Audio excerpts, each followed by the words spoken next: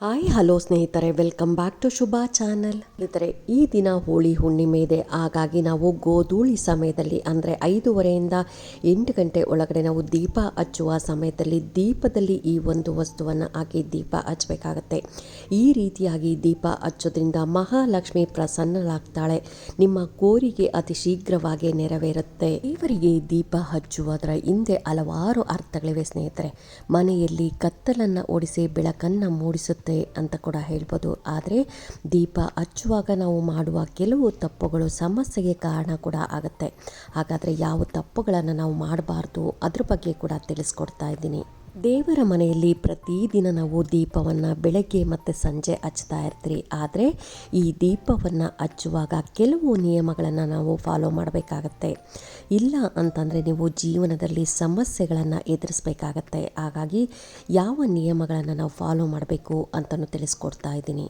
ದೇವರ ಮನೆಯಲ್ಲಿ ನೀವು 2 ರೀತಿಯ ದೀಪಗಳನ್ನು ಹಚ್ಚಬೇಕು. ಹಾಗೆಯೇ ದೇವರ ಬಲಭಾಗದಲ್ಲಿ ತುಪ್ಪದ ದೀಪವನ್ನು ಹಚ್ಚಿದ್ರೆ ದೇವರ ಎಡಭಾಗದಲ್ಲಿ ಎಣ್ಣೆಯ ದೀಪವನ್ನು ಹಚ್ಚೋದ್ರಿಂದ ತುಂಬಾ ಒಳ್ಳೆಯದಾಗತ್ತೆ. ದೇವರ ಮನೆಯಲ್ಲಿ ಯಾವಾಗಲೂ ಒಡೆದ ದೀಪವನ್ನು ಹಚ್ಚಬಾರ್ದು ಸ್ನೇಹಿತರೆ. ಈ ರೀತಿಯಾಗಿ ನೀವೇನಾದರೂ ಹಚ್ಚಿದ್ರೆ ಕುಟುಂಬದ ಸದಸ್ಯರ ಸಂಬಂಧಗಳಲ್ಲಿ ಬಿರುಕು ಮೂಡುತ್ತೆ. ಅಲ್ಲದೆ ಲಕ್ಷ್ಮಿಗೆ ಕೋಪಕ್ಕೂ ನೀವು ಗುರಿ ಹಾಕ್ತೀರಾ ಅಂತಲೇ ಹೇಳ್ಬೋದು. ಹಾಗಾಗಿ ಯಾವಾಗಲೂ ಒಡೆದ ದೀಪವನ್ನು ನಾವು ಹಚ್ಚಬಾರದು. ಜ್ಯೋತಿಷ್ಯ ಶಾಸ್ತ್ರದ ಪ್ರಕಾರ ನೀವು ದೀಪವನ್ನು ಯಾವ ದಿಕ್ಕಿನಲ್ಲಿ ಇರಿಸ್ತೀರಿ ಎಂಬುದರ ಬಗ್ಗೆ ಸಹ ಸ್ವಲ್ಪ ಗಮನ ಕೊಡಬೇಕಾಗತ್ತೆ. ಯಾಕೆ ಅಂದರೆ ಪೂಜೆಯ ಸಮಯದಲ್ಲಿ ದೀಪವನ್ನು ತಪ್ಪು ದಿಕ್ಕಿನಲ್ಲಿ ಇಡಬಾರದು. ಅಭಿಮುಖವಾಗಿ ದೀಪವನ್ನು ಇಟ್ಟು ಆ ಜ್ವಾಲೆ ಪೂರ್ವದ ದಿಕ್ಕಿಗೆ ನೋಡುವ ರೀತಿಯಾಗಿ ನಾವು ದೀಪವನ್ನು ಹಚ್ಚಬೇಕಾಗತ್ತೆ. ದೀಪವನ್ನು ಹಚ್ಚುವಾಗ ಅದನ್ನು ಅತಿಯಾಗಿ ಉರಿಸೋದು ಅಂದರೆ ತುಂಬ ದಪ್ಪದಾಗಿ ಉರಿಸೋದಾಗಲಿ ಅಥವಾ ತುಂಬ ಸಣ್ಣಗೆ ಉರಿಯೋ ಥರ ಮಾಡೋದು ಈ ರೀತಿಯಾಗಿ ಮಾಡಬಾರ್ದು.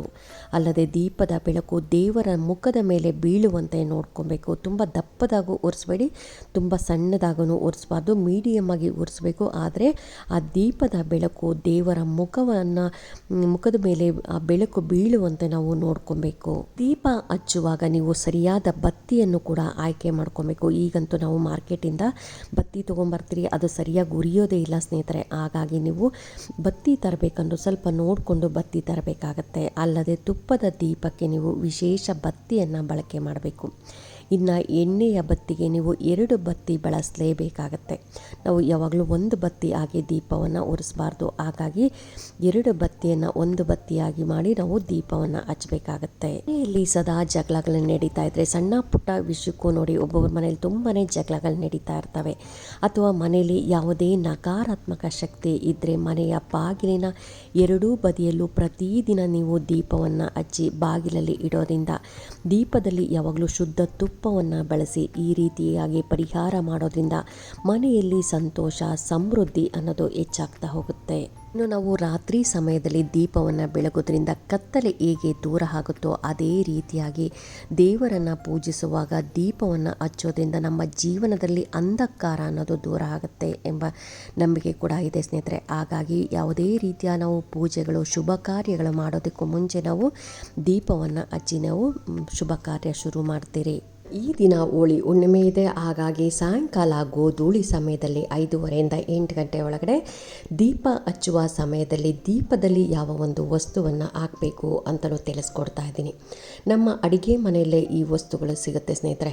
ಇದು ಲಕ್ಷ್ಮೀ ಸ್ವರೂಪ ಅಂತಲೇ ಹೇಳ್ಬೋದು. ನಮ್ಮ ಸಾಯಂಕಾಲ ನೀವು ದೀಪ ಹಚ್ಚೋ ಸಮಯದಲ್ಲಿ ಮಹಾಲಕ್ಷ್ಮಿ ಫೋಟೋ ಇತ್ತು ಅಂದರೆ ಫೋಟೋಗೆ ಅರಿಶಿಣ ಕುಂಕುಮ ಹಾಗೆಯೇ ಕೆಂಪು ಹೂಗಳಿಂದ ನೀವು ಅಲಂಕಾರ ಮಾಡಬೇಕಾಗತ್ತೆ.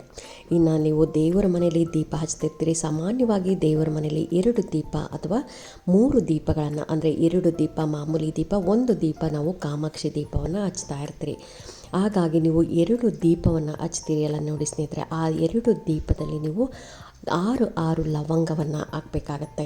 ಈ ರೀತಿಯಾಗಿ ನೀವು 2 ದೀಪಕ್ಕೂ ಕೂಡ ನೀವು ಲವಂಗವನ್ನು ಹಾಕಬೇಕಾಗತ್ತೆ. ಮಹಾಲಕ್ಷ್ಮಿಯನ್ನು ನೆನೆಸ್ಕೊಂಡು ನೀವು ಮಹಾಲಕ್ಷ್ಮಿಯನ್ನು ಬೇಡ್ಕೊಬೇಕಾಗತ್ತೆ. ನೀವು ಲವಂಗವನ್ನು ಕೈಯಲ್ಲಿ ಹಿಡ್ಕೊಂಡು, ಅಮ್ಮ ನನಗೆ ಈ ಥರ ಕಷ್ಟ ಇದೆ, ನಮ್ಮ ಮನೆಯಲ್ಲಿ ಸುಖ ಶಾಂತಿ ನೆಮ್ಮದಿ ಅನ್ನೋದು ಬೇಕು, ನಾನು ಮಾಡೋ ಕೆಲಸದಲ್ಲಿ ಜಯ ಅನ್ನೋದು ಸಿಗಬೇಕು ಅಂತ ನೀವು, ನಿಮಗೆ ಆರೋಗ್ಯ ಸರಿ ಹೋಗಬೇಕು, ಏನು ಬೇಕು ಅಂತ ಬೇಡಿಕೊಂಡು ಮಹಾಲಕ್ಷ್ಮಿಯನ್ನು ನೀವು 6 ಲವಂಗವನ್ನು ಇಲ್ಲಿ ತೋರಿಸ್ತಾ ಇದ್ದೀನಲ್ಲ ಈ ರೀತಿಯಾಗಿ ದೀಪದಲ್ಲಿ ಒಂದೊಂದು ದೀಪದಲ್ಲೂ 6 ಲವಂಗವನ್ನು ಹಾಕಬೇಕಾಗತ್ತೆ ಸ್ನೇಹಿತರೆ.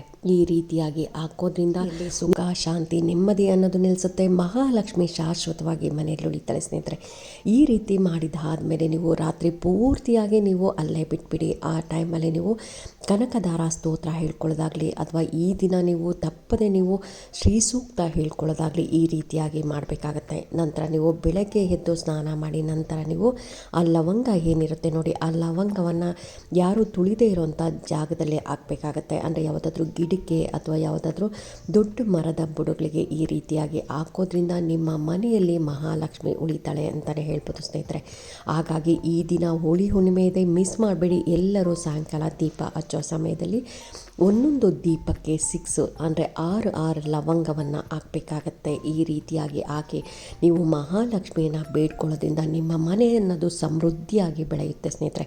ನೀವು ಏನು ಬೇಡಿಕೊಂಡು ಹಾಕಿರ್ತೀರ ಆ ಬೇಡಿಕೆಗಳು 9 ದಿನದಲ್ಲಿ ನಿಮ್ಮ ಏನು ಬೇಡಿಕೆ ಇರುತ್ತೆ ಅದು ನಿಮಗೆ ಗೊತ್ತಾಗ್ತಾ ಬರುತ್ತೆ. ನಿಮ್ಮ ಮನೆಯಲ್ಲಿ ಚೇಂಜಸ್ ಅನ್ನೋದು ಗೊತ್ತಾಗ್ತಾ ಬರುತ್ತೆ. ಹಾಗಾಗಿ ಯಾರೂ ಮಿಸ್ ಮಾಡಬೇಡಿ. ಅದರಲ್ಲೂ ಇವತ್ತು ತುಂಬಾ ಒಳ್ಳೆಯ ದಿನ, ತುಂಬ ಪವರ್ಫುಲ್ ಡೇ ಅಂತ ಹೇಳ್ಬೋದು.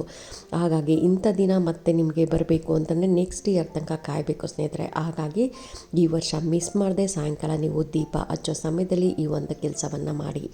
ಅಕಸ್ಮಾತ್ ಇವತ್ತು ಆಗಲಿಲ್ಲ, ನಾನು ನೋಡಲಿಲ್ಲ ಅನ್ನೋರು ನೀವು ಶುಕ್ರವಾರದ ಸಮಯದಲ್ಲೂ ಕೂಡ ಈ ರೀತಿಯಾಗಿ ನೀವು ಸಾಯಂಕಾಲ, ಅದರಲ್ಲೂ ಗೋಧೂಳಿ ಸಮಯದಲ್ಲಿ ದೀಪ ಹಚ್ತೀರಿ. ನಾವು ಯಾವುದೇ ಒಂದು ಲಕ್ಷ್ಮಿ ಪೂಜೆಯನ್ನು ಮಾಡಬೇಕಂದ್ರೂ ನೋಡಿ ಗೋಧೂಳಿ ಸಮಯದಲ್ಲಿ ಮಾಡ್ತೀರಿ. ಹಾಗಾಗಿ ಗೋಧೂಳಿ ಸಮಯದಲ್ಲಿ ಪೂಜೆ ಮಾಡೋ ಸಮಯದಲ್ಲಿ 6 ಲವಂಗನ ಒಂದೊಂದು ದೀಪಕ್ಕೆ ಹಾಕಿ ನೀವು ಬೆಳಗೋದ್ರಿಂದ ನಿಮ್ಮ ಇಷ್ಟಾರ್ಥಗಳು ಅತಿ ಶೀಘ್ರವಾಗಿ ನೆರವೇರುತ್ತೆ ಅಂತಲೇ ಹೇಳ್ಬೋದು ಸ್ನೇಹಿತರೆ. ಹಾಗಾಗಿ ನೀವು ನೆಕ್ಸ್ಟು ಇವತ್ತೇನಾದರೂ ಮಾಡೋಕ್ಕಾಗಲಿಲ್ಲ ಅಂತಂದವರು ಅಮಾವಾಸ್ಯೆ, ಹುಣ್ಣಿಮೆ, ಹಾಗೆಯೇ ಮಂಗಳವಾರ, ಶುಕ್ರವಾರ ಕೂಡ ಈ ಕೆಲಸವನ್ನು ಮಾಡ್ಬೋದು. ಎಲ್ಲರ ಮನೆಯಲ್ಲಿ ಮಹಾಲಕ್ಷ್ಮಿ ಸ್ಥಿರವಾಗಿ ಉಳಿಲಿ ಮತ್ತು ನೀವು ನಿಮ್ಮ ಬೇಡಿಕೆ ಅತಿ ಶೀಘ್ರವಾಗಿ ನೆರವೇರಲಿ ಅಂತ ನಾನು ಕೂಡ ಮಹಾಲಕ್ಷ್ಮಿ ಹತ್ರ ಬೇಡ್ಕೊತ ಈ ವಿಡಿಯೋ ಹೇಗೆ ಅನ್ನಿಸ್ತು ಅಂತ ನೀವು ಕಾಮೆಂಟ್ ಸೆಕ್ಷನಲ್ಲಿ ಕಾಮೆಂಟ್ ಮಾಡಿ, ಲೈಕ್ ಮಾಡಿ, ಶೇರ್ ಮಾಡಿ. ಇನ್ನೂ ನನ್ನ ಚಾನಲ್ನ ಹೊಸೊಬ್ರು ಏನಾದರೂ ನೋಡ್ತಾ ಇದ್ದರೆ ಅವರು ಕೂಡ ಸಬ್ಸ್ಕ್ರೈಬ್ ಮಾಡ್ಕೊಳ್ಳಿ. ಪಕ್ಕದಲ್ಲಿ ಇರೋವಂಥ ಬೆಲ್ ಐಕಾನ್ ಪ್ರೆಸ್ ಮಾಡೋದ್ರಿಂದ ನಾನು ಹಾಕೋ ವಿಡಿಯೋಗಳೆಲ್ಲ ಬೇಗ ಬಂದು ತಲುಪುತ್ತೆ. ಆದಷ್ಟು ವಿಡಿಯೋಗಳು ಶೇರ್ ಮಾಡಿ ಸ್ನೇಹಿತರೆ. ಇನ್ನೂ ಕೆಲವರಿಗೆ ಅಂತಂದರೆ ಇನ್ನೂ ತುಂಬ ಜನ ತುಂಬ ಕಷ್ಟದಲ್ಲೇ ಇರ್ತಾರೆ, ಅಂಥವ್ರಿಗೂ ಕೂಡ ನಮ್ಮಿಂದ ಒಂದು ಸ್ವಲ್ಪ ಆದರೂ ನಮ್ಮಿಂದ ಹೆಲ್ಪ್ ಆಗುತ್ತೆ. ಹಾಗಾಗಿ ಆದಷ್ಟು ನೀವು ಶೇರ್ ಮಾಡಿ ಅಂತ ಹೇಳ್ತಾ ಥ್ಯಾಂಕ್ ಯು.